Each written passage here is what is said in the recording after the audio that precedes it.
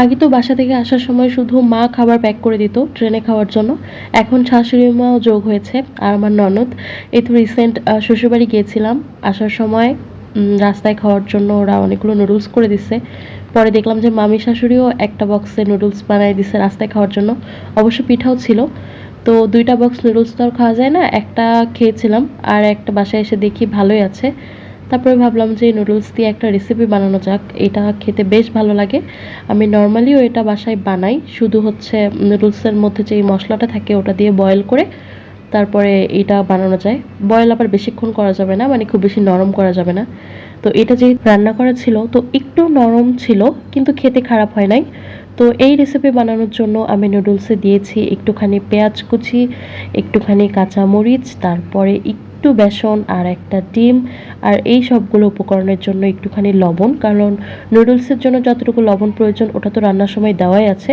তাই এই উপকরণগুলোর জন্য যতটুকু প্রয়োজন ঠিক ততটুকু লবণ দিয়ে আমি সবগুলো মিশ্রণ ভালোভাবে মেখে নিচ্ছি।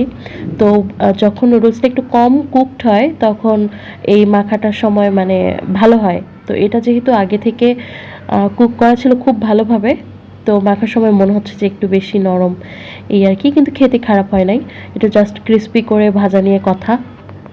আমি বাসা থেকে আসার সময় মানে কেউই কোনো কথা শোনে না। আমার মাও অনেক মাছ, মাংস সবকিছু রান্না করে।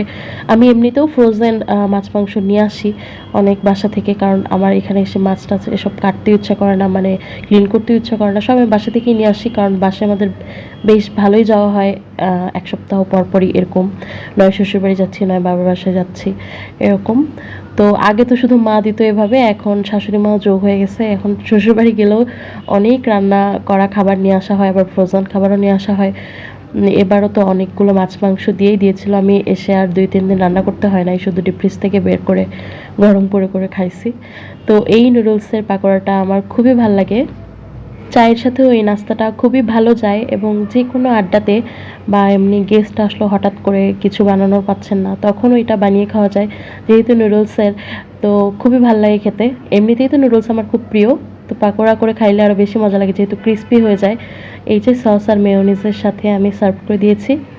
তো কেমন লাগলো আজকের রেসিপিটা? এটা একটু চটজলদি রেসিপি। আপনারাও বানিয়ে ট্রাই করতে পারেন। বানিয়ে অবশ্যই আমাকে জানাবেন কেমন লাগলো খেতে। যদি রেসিপিটা আপনাদের ভালো লাগে তাহলে ভিডিওতে একটা লাইক করে দিবেন।